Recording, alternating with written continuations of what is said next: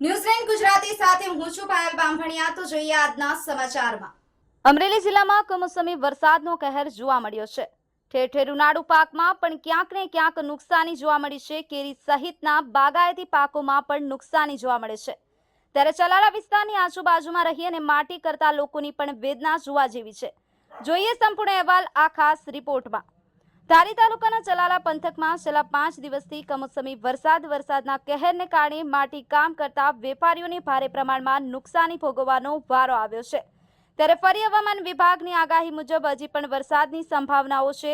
કમોસમી વરસાદના આવવાના કારણે માટી કામ કરી અને પોતાનું ગુજરાન ચલાવતા લોકો પર જાણે આકાશમાંથી વીજળી પડી હોય તેવા દ્રશ્યો ઉપસ્થિત થયા છે। માટી કામ કરતા લોકો ઉપર તો મોટા પ્રમાણમાં નુકસાન થઈ છે। ત્યારે ખેડૂતોએ સર્વે કરી સહાય આપવામાં આવે તે જ રીતે માટી કામ કરી અને પોતાનું ગુજરાન ચલાવતા લોકો હવે સરકાર તરફ આસ રાખીને બેઠા છે કે તેમને પણ થયેલ નુકસાનીનું સર્વે કરાવી અને સહાય આપવામાં આવે તેવી માંગણી કરી છે। પ્રતાપવાળા, ન્યૂઝલેન્ડ ગુજરાતી, અમરેલી।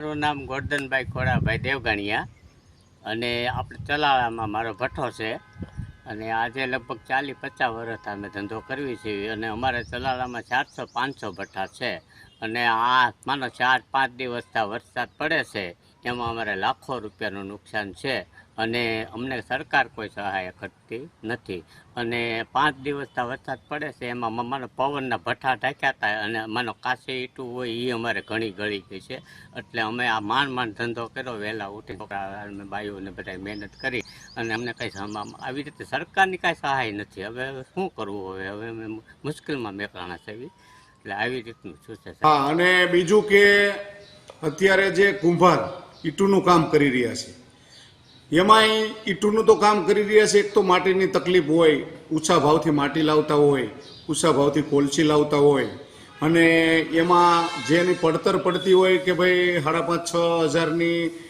પડતર પડી હોય બરાબર, ઈંટુની 1,000 ઈંટની, એની સામે અત્યારે ઈંટુના ભાવ પણ 4,000-4,500 હોય એટલે એને પણ ખેતીની જેવી જ અત્યારે અને રાતના 2-2 વાગ્યાથી રાતના કામ કરતા હોય આવા નાના જે માટીકામ કરે, ઈંટું પાડે, જે કુંભાર જ્ઞાતિના સમાજમાંથી જે કોઈ ઈંટું પાડે છે એમને પણ સરકાર અત્યારે વરસાદ કમોસમી વરસાદના હિસાબે એક બાજુથી એ હરેરતા જાય છે અને ધંધા છોડતા જાય છે કે ભાઈ હવે ઈંટું નથી પાડવી, પણ આવું નહીં થાય તો ત્યાં આવતા દિવસોમાં પણ તકલીફ ઊભી થાય। લોકોને કાંઈ સણતર કામ કરવા છે તો એમને પણ તકલીફ થાય, તો એને ટકાડી રાખવા માટે એક તો જે કાંઈ સરકારની સહાય મળે અને અત્યારે જે ધોવાણ થઈ ગયા છે ઈંટુના ભઠ્ઠામાં ખડકાઈ ગયેલી ઈંટું હેઠી પાડેલી હજારો લાખોના ભઠ્ઠા હોય એ ઓગળી ગયા વરસાદના હિસાબે, કારણ કે વરસાદ એક દિવસ નથી આવ્યો।